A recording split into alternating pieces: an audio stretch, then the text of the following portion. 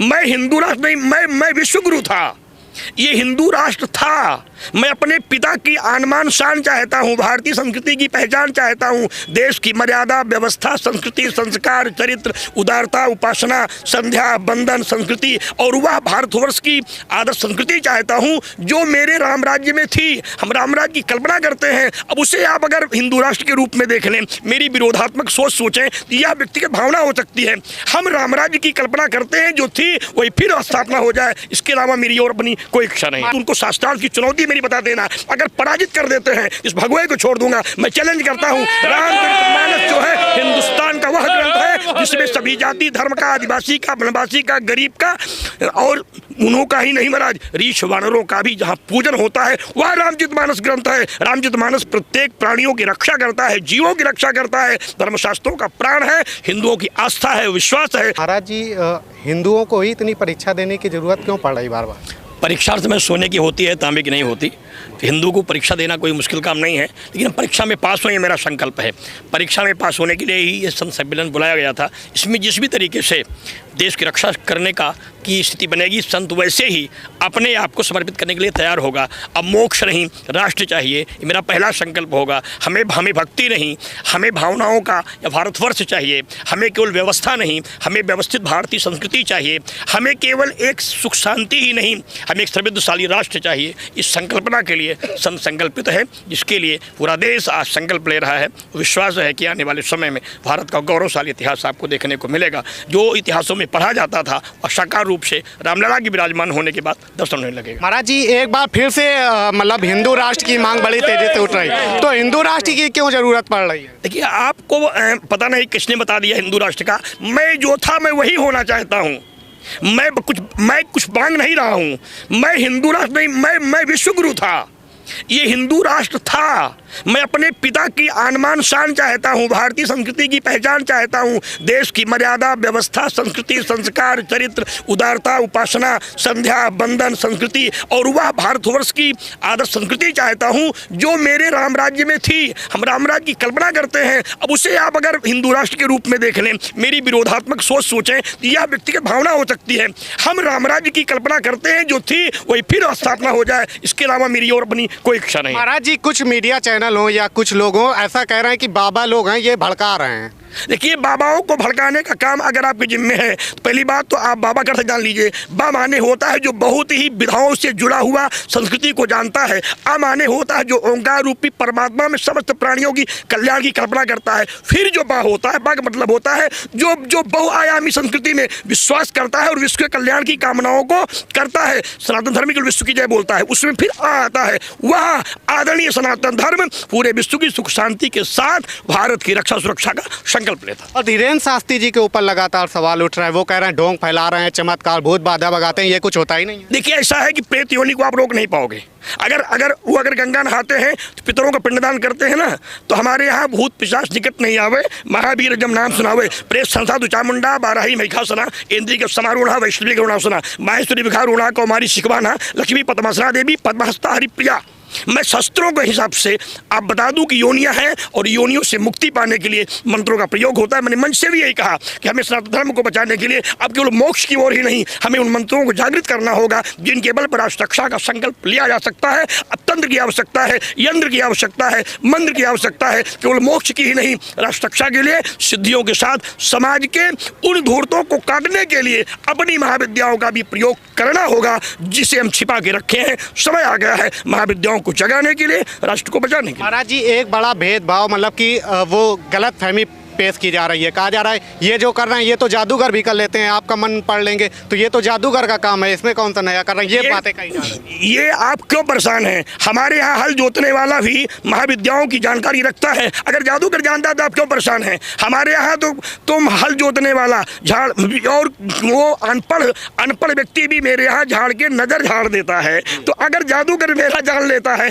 तो आप क्यों परेशान हो? भारत की संस्कृति का इतिहास जानना चाहिए। हर किसी को भारत की पहचान जानना चाहिए, यहाँ की आनमान और संस्कृति की जो संस्कृति है उसके इतिहास का इतिहास जानना चाहिए। यहाँ व्यक्ति मूर्ख नहीं विद्वान पैदा होते हैं, अपने संस्कारों से, अपने चरित्र से, अपने कर्म से सेवा करते हैं। वो विद्या ठगने के लिए नहीं, धर्मांतरण करने के लिए नहीं, सेवा के लिए होती है। आज जो धर्मेंद्र शास्त्री जी की जो विद्या है वह रक्षा करने के लिए धीरेन्द्र जी की है, वो धर्मांतरण रोकने के लिए है। अगर आप तभी जबान के धर्मांतरण करते हो तो मैं भी झाड़ फूंक के धर्मांतरण को रोकूंगा, इसका संत समाज संकल्प लेता है। कुछ लोग कह रहे हैं कि भड़का रहे हैं, इनको जेल में डालो, इनको जेल में डालो, इनको मतलब कि काफी सारी धमकी आ रही, कह रहे हैं इनको बाबा को जेल में डालो। देखिए ऐसा है कि जो लोग भारत को बांटना चाहते हैं, बांटने की साजिश बहुत दिनों से है, तो भारत को बांटने वाली साजिश का जो इतिहास है वह साकार न होने पाए, इसलिए हम सबको सावधान होना होगा। भारत बटने न पाए, देश बटने न पाए, देश बिगड़ने न पाए, हिंदू टूट न जाए, कहीं जाल में फंस न जाए, कहीं हनुमान जी को कालनेमी साधु फंसा न ले जाए, इसलिए हमें सच्चे साधुओं को पहचानना होगा। इसलिए कालनेमियों के बेस में धर्मांतरण करने वाले नाना प्रकार के धर्मावलंबी सहयोग के रूप में, साधना के रूप में सामने आते हैं, देश के लोगों को फंसाते हैं, अपने धर्म में शामिल करते हैं, भारत को कमजोर करते हैं। यही उत्तर प्रदेश के आपके एक मंत्री रहे हैं और एक नेता है स्वामी प्रसाद मौर्य जी, वो रामचरितमानसी पे सवाल उठा रहे हैं। वो कह रहे हैं कि जो लिखा है हम उसी पे बोलेंगे और ये बात जिसको कड़वी लग रही है कड़वी लगने दो, हमने जो बोला है वो सही है। देखिए जो स्वयं बौद्ध हैं, हिंदू धर्म को मानते नहीं, जो मेरे धर्म को जानता ही नहीं है वो मेरे बारे में क्या कहेगा। और वो सत्ता के भूख के मारे तड़फड़ाते हुए बेचारे पागल हो गए हैं। उनको अस्पताल में भर्ती कराओ, पहले दवा कराओ, ठीक हो जाए तो उनको शास्त्रार्थ की चुनौती मेरी बता देना। अगर पराजित कर देते हैं इस भगवे को छोड़ दूंगा। मैं चैलेंज करता हूँ, रामचरितमानस जो है हिंदुस्तान का वह ग्रंथ है जिसमें सभी जाति धर्म का, आदिवासी का, वनवासी का, गरीब का और उन्हों का ही नहीं महाराज, रीछ वानरों का भी जहाँ पूजन होता है वह रामचरितमानस ग्रंथ है। रामचरितमानस प्रत्येक प्राणियों की रक्षा करता है, जीवों की रक्षा करता है, धर्मशास्त्रों का प्राण है, हिंदुओं की आस्था है, विश्वास है। उससे स्वामीनाथ मौर्य जैसे मूर्ख लोग अगर इस भाषा में प्रयोग करते हैं तो वो उनके लिए भारतीय संस्कृति का एक संदेश है कि अपने को देख लेना, इतिहास बदलने के पहले गुलाम नहीं कर पाओगे। ऐसी भाषा बोल करके अंग्रेज चला गया, मिटा नहीं पाया संस्कृति को। अंग्रेज चला गया, मिटा नहीं पाया संस्कृति को। इस्लाम लड़ते लड़ते मुखा के वापस चला गया, मिटा नहीं पाया संस्कृति को। इनके मिटाने से ये धर्म नहीं मिटेगा। हम जीवित थे, जीवित हैं, जीवित रहेंगे, हम मिट नहीं सकते। महाराज जी, हिंदू क्या इतना कमजोर हो गया है कि हम साधु महात्माओं को जगाने के लिए निकलना पड़ा। और एक बात आपने मंच से कही इक्का बाप वाली, वो थोड़ा बोल। देखिए ऐसा है, कोई तमाशा नहीं है। जो मैं बोल रहा था वो मेरी आस्था थी, वो मेरा विश्वास था, वो मेरी श्रद्धा थी। हिंदू धर्म पर ही लगातार ट्रायल ऐसा क्यों किया जा रहा है? देखिए हमारा धर्म जो हिंदू धर्म है वो सर्वश्रेष्ठ है और हिंदू धर्म के अनुयायियों की संख्या भी सर्वश्रेष्ठ है। अब तो जब से इन लोगों ने ये देखा है कि हिंदू धर्म की संख्या सर्वश्रेष्ठ है, जब वो अपनी एक गणना में कैलकुलेटर लगाते हैं तो वो इनका टारगेट यही रहता है कि भारत की अगर संस्कृति आगे बढ़ रही है तो इसको कैसे काटा जाए। भारत के हिंदू वर्ग के लोग ज़्यादा संख्या में जब हो रहे हैं तो उनको कैसे गिराया जाए, तो उससे धर्मांतरण करा रहे हैं, लव जिहाद का एक षड्यंत्र चला रहे हैं। तो ये बहुत बड़ा हमारे देश और हमारी संस्कृति को मिटाने के लिए हमारे हिंदू भाई बहनों को गुमराह कर देते हैं। उनको लालच दे करके कितने राष्ट्र ऐसे हैं जो वहाँ से हमारे भारत को समाप्त करने के लिए, हमारी भारत की सभ्यता और संस्कृति को समाप्त करने के लिए धन भेज रहे हैं।